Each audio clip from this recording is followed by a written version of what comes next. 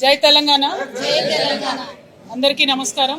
ఇవాళ తెలంగాణ ప్రజలు ఎవరు కూడా అడగకుండా, తెలంగాణ రైతులు ఎవరు కూడా అడగకుండా రాష్ట్ర ప్రభుత్వం రైతు డిస్కామ్ అనే పేరుతోని ఏదైతే విద్యుత్ సంస్కరణలు తీసుకురావాలని ప్రయత్నం చేస్తూ ఉందో, రైతు డిస్కామ్ పేరుతో ఒక కొత్త డిస్కామ్ ఏర్పాటు చేయాలని చెప్పి ప్రయత్నం చేస్తూ ఉందో, ఈ యొక్క ప్రయత్నాన్ని తెలంగాణ రక్షణ సేన నుంచి మేము సంపూర్ణంగా వ్యతిరేకిస్తూ ఉన్నాం.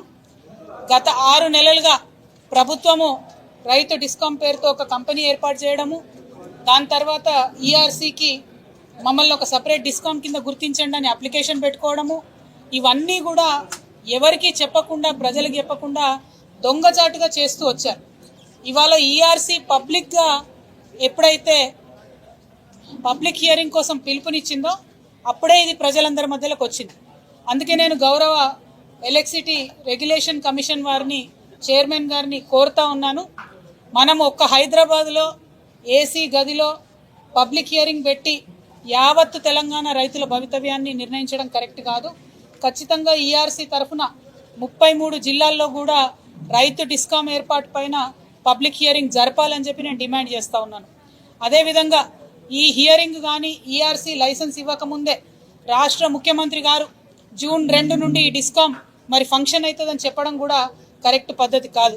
కాబట్టి ఈ 2 అంశాలను దృష్టిలో పెట్టుకొని తక్షణమే రైతు డిస్కామ్ కోసము ప్రభుత్వం అప్లై చేసినటువంటి లైసెన్స్ని రిజెక్ట్ చేయవలసిందిగా నేను కోరుతా ఉన్నాను.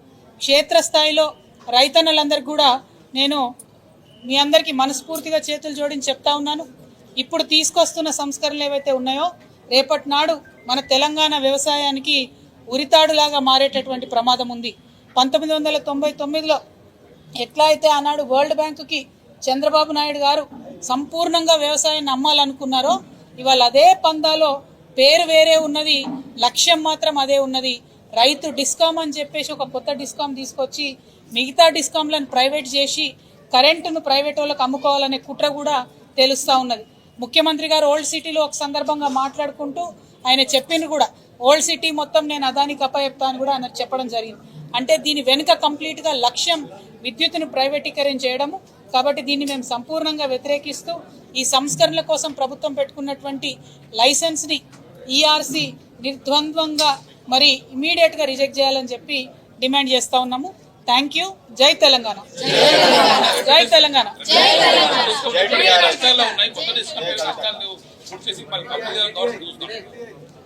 ఉన్న డిస్కామ్లు కష్టాల్లో ఉండడానికి ప్రధానమైనటువంటి పాత్రధారి ప్రభుత్వం. ప్రభుత్వం ఇవ్వాల్సినటువంటి 54,000 కోట్ల బకాయిలు రేపు పొద్దున ఇస్తే డిస్కామ్లు లాభాల్లోకి వస్తాయి. సో ప్రభుత్వమే డిస్కామ్లని నష్టాల్లోకి నెట్టి, నష్టాల్లో ఉన్నాయి కాబట్టి కొత్త డిస్కామ్ క్రియేట్ చేస్తున్నామని చెప్పి మళ్ళా పాత డిస్కామ్లు ఏవైతే ఉంటాయో వాటిని ప్రైవేటైజ్ చేసేటటువంటి కుట్ర నడుస్తుంది. కాబట్టి దీన్ని కుట్రను అర్థం చేసుకోవాలి.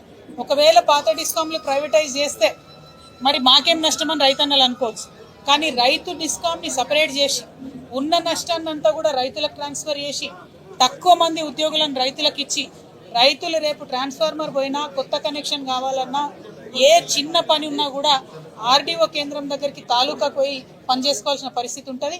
కాన్స్టిట్యున్సీలో ఉన్నటువంటి ట్రాన్స్ఫార్మర్ రిపేర్ సెంటర్లు ఈ రైతు డిస్కామ్కి ఇస్తలేరు. రైతు డిస్కామ్ దగ్గర ట్రాన్స్ఫార్మర్ రిపేర్ సెంటర్లు లేవు. ఇక అవి లేనప్పుడు మనకేం ఉపయోగం ఈ రైతు డిస్కామ్ అన్న విషయాన్ని రైతన్నలు ఆలోచించాలి. తీవ్రమైన నష్టం జరుగుతుంది. కాబట్టి ఖచ్చితంగా ఈ డిస్కామ్ని మరి లైసెన్స్ ఇవ్వకుండా ఈఆర్సీ ఆపాలని కోరుతున్నాం. 100%. ఇప్పుడు 2 డిస్కామ్లు, ఇప్పుడున్న 2 డిస్కామ్లు కలిపి 45,000 మంది ఉద్యోగులు ఉన్నారు. టోటల్ ఎలక్ట్రిసిటీ డిపార్ట్మెంట్లో 70,000 మంది ఉంటారు, కానీ డిస్కామ్లో 45,000 మంది ఉన్నారు. ఈ 45,000 మందిలో ఒక 35,000 మంది దాకా దాదాపుగా క్షేత్రస్థాయిలోకి వెళ్ళి ట్రాన్స్ఫార్మర్ ఎక్కడమో, లైన్ ఎక్కడమో ఆ రిపేర్ చేసే వాళ్ళు ఉంటారు. మరి 42% విద్యుత్ కనెక్షన్లు రైతు డిస్కామ్కి ట్రాన్స్ఫర్ చేసినప్పుడు 42% ఎంప్లాయీస్ని కూడా ఇవ్వాలి. ఇవ్వకుండా ప్రభుత్వం చేస్తుందంటేనే ఆ డిస్కామ్ని లాస్ట్ బాట పట్టించాలి, తర్వాత ప్రైవేటైజేషన్ దిశగా పోవాలి. అల్టిమేట్గా రైతు అనేవాడికి ఈ రాష్ట్రంలో కరెంటు రావాలంటే ఖర్చు పెట్టేటటువంటి పరిస్థితి వస్తుంది. ఫ్యూచర్లో ఈ ప్రభుత్వ వైఖరి చూస్తుంటే ఉచిత కరెంటు కూడా ఎత్తేసేటటువంటి పరిస్థితి కనబడుతుందేమో అనే భయం మాకు కలుగుతూ ఉన్నది. కాబట్టే మేము ఈఆర్సీని కోరుతున్నాం, ఈ అప్లికేషన్ని రిజెక్ట్ చేయండి దయచేసి. తీసుకొచ్చే ప్రయత్నం చేస్తుంది కదా, ఈ ఐడియా ఇంకా బ్యాగ్ ఏముంది అనుకుంటున్నారు, కుట్ర ఏముంది? 100% ప్రైవేటైజేషన్ చేయాలన్నదే కుట్ర అండి, వేరే ఏం లేదు. ఆల్రెడీ కొన్ని ప్రైవేట్ కంపెనీల లైన్లు శంషాబాద్ వరకు వచ్చినాయి, అది పోయిన ప్రభుత్వంలో వచ్చినాయి. ఎంత ఘోరం అంటే కొన్ని ప్రైవేట్ సంస్థలకు రోడ్ కట్టింగ్ ఛార్జెస్ కూడా ఎగ్జెంప్షన్ ఇచ్చి రానాడు మున్సిపల్ శాఖ మంత్రి గారు, ఇచ్చి మరీ లైన్ లీడ్ దాకా తీసుకొచ్చే ప్రయత్నం చేశారు. అంటే ఇప్పుడు రేపు పొద్దున ఏం చేస్తారు వీళ్ళు, డైరెక్ట్గా ఏవైతే వేరే 2 డిస్కౌంట్లు ఉంటాయి రైతు డిస్కౌంట్ కాక, వాటిని టేకప్ చేస్తారు, ప్రైవేట్ సర్వీసెస్ ఇస్తారు.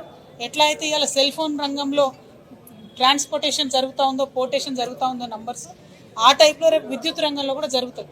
దీనివల్ల అత్యధిక నష్టం రైతుకు జరుగుతుంది. కాబట్టి మేము ఈ యొక్క అంశాన్ని వ్యతిరేకిస్తాం. వ్యవసాయ రంగంలో అనేక సంస్కరణలు తీసుకొచ్చేందుకు ఈ యొక్క డిస్కౌంట్ తీసుకొస్తామని చెప్పి ప్రభుత్వం. ఇప్పుడున్న పరిస్థితి ఏంటంటే ఉన్న 2 డిస్కామ్లలో రైతులు ఉంటారు, అదేవిధంగా పే చేసేటటువంటి డొమెస్టిక్ సప్లయర్స్ ఉంటారు, పరిశ్రమలు ఉంటాయి, వాళ్ళు డబ్బులు కడతారు కరెంటు కొన్నప్పుడు. రైతులకేమో ఉచిత కరెంట్ ఉంటుంది. అందరూ ఒక దగ్గర ఉన్నప్పుడు ఏమైందంటే రైతులకు ఇవ్వాల్సిన ఉచిత సబ్సిడీని ఈ పేమెంట్ చేస్తున్న కస్టమర్స్ నుంచి క్రాస్ సబ్సిడీ చేస్తారు. వేరే 3 కంపెనీలు చేస్తే ఏమవుతుందంటే రైతు డిస్కామ్కి క్రాస్ సబ్సిడీ చేయరాదు, ఒక కంపెనీ నుంచి ఒక కంపెనీ బదలాయించరాదని పైన ఇప్పుడు చైర్మన్ గారు కూడా అదే మాట చెప్పింది. ఆ బదలాయించరాదు అన్నప్పుడు, క్రాస్ సబ్సిడీ ఇవ్వనప్పుడు ప్రభుత్వం ప్రతి సంవత్సరం 25,000 కోట్ల రూపాయలు సంవత్సర స్టార్టింగ్లో కట్టాలి. ప్రభుత్వం యొక్క చరిత్ర గత 2.5 ఏళ్ళుగా చూస్తే 54,000 కోట్ల బకాయిలు ఉన్నాయి. అంటే వాళ్ళు ఇస్తలేరు సబ్సిడీ. మరి సబ్సిడీ ఇవ్వకుండా సపరేట్ డిస్కౌంట్ పెడితే అది ఫెయిల్ అవుతుంది కదా. ఫెయిల్ చేయడానికి ఎందుకు డిస్కౌంట్ పెడుతున్నారు అన్నది మా ప్రశ్న. కాబట్టి రిజెక్ట్ చేయాలని ఈఆర్సీని అడుగుతున్నాం.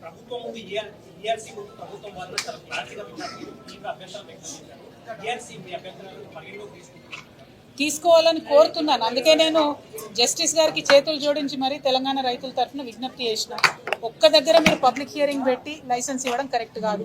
33 జిల్లాలలో రైతుల సమక్షంలో పబ్లిక్ హియరింగ్ పెట్టాలి.